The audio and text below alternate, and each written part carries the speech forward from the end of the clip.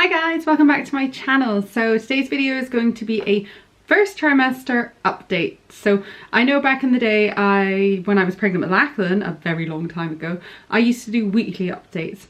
But back then I was like super in the YouTube zone. I was really regular with my posting and all my content. And in the past couple of years, it's just kind of fallen off my radar, which I've mentioned before. I'm hoping to get back into it. I'm just gonna see what happens. But I thought in terms of this pregnancy, I'm gonna do a first trimester update and then maybe see how the second trimester goes. And then by the time we get to the third trimester, when obviously there's more going on, maybe I'll start trying to do the weekly updates then. We shall see. So yeah, oh, I need to get my phone actually, because I literally every week I've been writing down on my phone each week all the different symptoms. Like obviously I remember most of them, but I'll just get that quickly, 1 second. Got my notes here to keep me on track, but kind of as a general whole vibe with this pregnancy, it's been another one where I've been very, very sick and very, very nauseous. That's kind of like the running theme of my pregnancies. That's just kind of how it is for me, unfortunately. With Isla, it was mainly nausea for 8 months, and then it kind of tailed off a little bit for the last couple of weeks.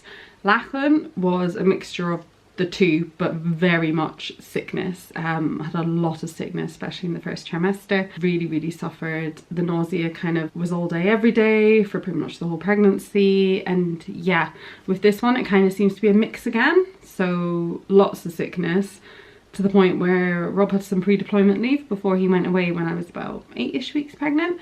And there were some days where I physically could not get out of bed in the morning because I was so sick. I just could barely move without being sick. So I'd either be in the bathroom or en suite or in bed.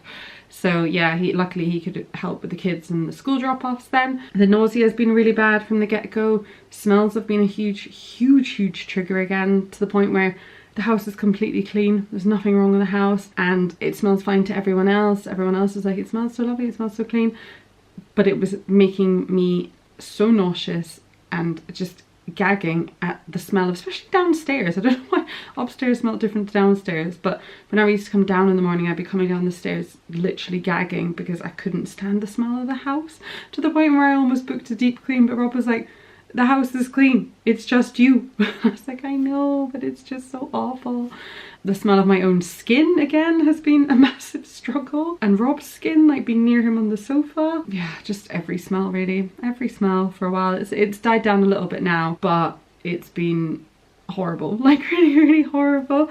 But anyway, I'll rush through these really quickly. We don't need to, like, because there's a running theme through most of the weeks, to be fair, like I just mentioned.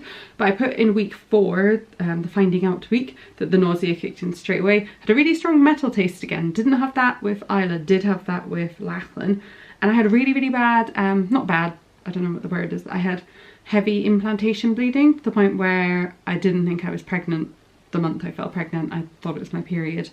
So that was really stressful. It kind of like, there was a lot of bleeding implantation wise, and then it kind of stopped and I tested and then I was like, oh, I'm pregnant, and then the bleeding started again and it went on for weeks, to the point where I had to have an early scan to see if everything was all right, because it was getting really heavy. I did have similar with Lachlan as well, but yeah, it made me very anxious. I put here, very sore boobs from the get-go. So I found this time around as well, they've gotten very big very quickly and very painful very quickly, and none of my bras fit anymore, and that happened very quickly.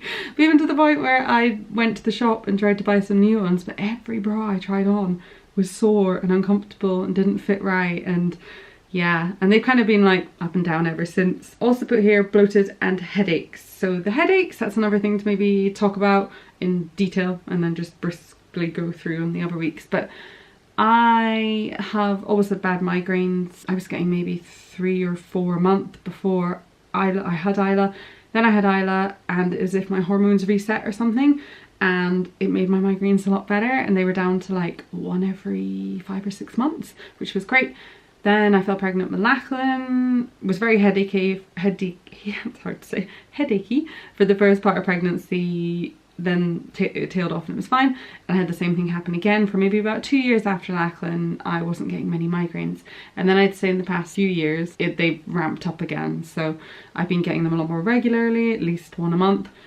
And then I found when I've fallen pregnant with this one, the headaches were really, really bad in the beginning. And obviously you can't take anything. I can't take my usual migraine medicines or anything like that I have prescribed. So it's just been a case of some paracetamol, those like freezing patch things, or the forehead stick, or just a general ice pack and darkness and meditation music, or nothing at all, because it's just, yeah, sometimes I can't even have any sounds whatsoever. So yeah, week 5 I also put down sick, headache, sore boobs, bloated, constipation. So we should talk about this as well. TMI, but pregnancy is one of those topics where everything's kind of TMI. I have had constipation before in pregnancy with the other two, but oh my goodness, this time round it has been wild. It has been so bad, so bad. I don't know why. I eat a lot of fruit and veg, I drink loads of water, I have like cereal in the morning that's like bran or shreddies or things like that. So I do everything you get told to do just generally to kind of help with all that. But oh my goodness, it got to the stage where I went to the supermarket and bought like tinned prunes, prune juice, dried prunes, all the prunes. And to be fair, they really helped. So that's kind of how I've been managing that for the past few weeks, because it has just continued throughout the first trimester. And it's been all right the past couple of weeks now that I think about it. Week 6 or 5 and 6 were the same sort of things. The only thing I added in week 6 was that needing to pee a lot started up in week 6, which again I thought was quite early compared to other times. And then I've also noted down weird dreams. I always get really, like a lot of people, really vivid dreams in pregnancy. But again, feels like it started earlier this time. Week 7, all the other things, but also added in that I was getting stretching feelings, so starting to get those like crampy, stretchy feelings in my tummy, as if everything's like, oh, we need to get bigger. Put down that this was the week that I started, I guess, cravings in a way, really wanting a lot of fruit, like a lot of berries and vinegar. And that was one of my cravings with Isla, so might be a girl, but we're not finding out. Also put down that I went completely off tea and coffee in week 7. This happens in all my pregnancies. I don't like drink a huge amount of them, but it always seems to happen that I just don't like the smell, don't like the taste, don't want them. So usually by like the 2nd trimester I do start liking them again. I also put down that I started to want more sweet things. I'm very much a savoury person. I love crisps and cheese and all that, but I've been wanting like sour sweeties, like fizzy little sweeties. Week 8, put sick, but not as sick, and bad bloating. Really bad gas and bloating this time around. Week 9 has very sick, constipation. Harder to work out, so I've been trying to work out throughout this whole pregnancy, because I'm finding that actually on the days I work out, it kind of brings the sickness and nausea down a little bit, and if I go for like long walks, that helps too, which I don't remember noticing with other pregnancies, or maybe I wasn't working out as much. But I've been trying to carry on with my usual working out 4 times a week, and when I can, when I'm not too sick, and it has been helping. So yeah, I also put down in week 9, emotional, sad and angry. So I think the hormones were kicking in that week.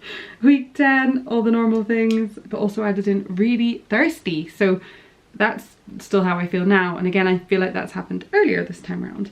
Also put down starting to get bad sleep. Week 11, I had no appetite, was really sick, tired all the time, and had lots and lots of cramps. So I think actually I had some more bleeding in week 10 and 11. Yeah, I'm pretty sure I did. Week 12, the nausea was much worse.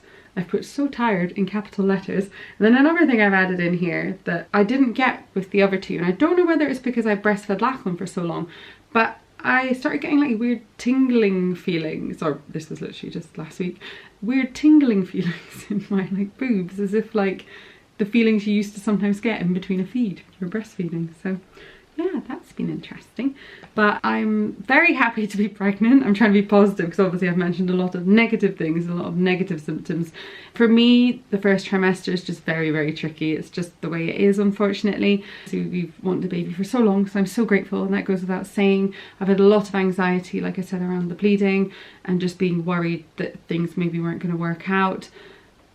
But the underlying message is that I'm so grateful. I'm so grateful. I have my fingers crossed that things might get easier in the next 2 trimesters. Maybe not, who knows. But yeah, it's been an interesting ride so far. I will do, I can't remember if I think I've already filmed a little update on the 12-week scan. But yeah, thank you so much for watching. Hope you've enjoyed this. Hope it helps if you are pregnant or are planning to get pregnant. Maybe it's your first baby, maybe it's your 5th baby. Congratulations if it is. And yeah, thank you so much for watching, and I will see you soon.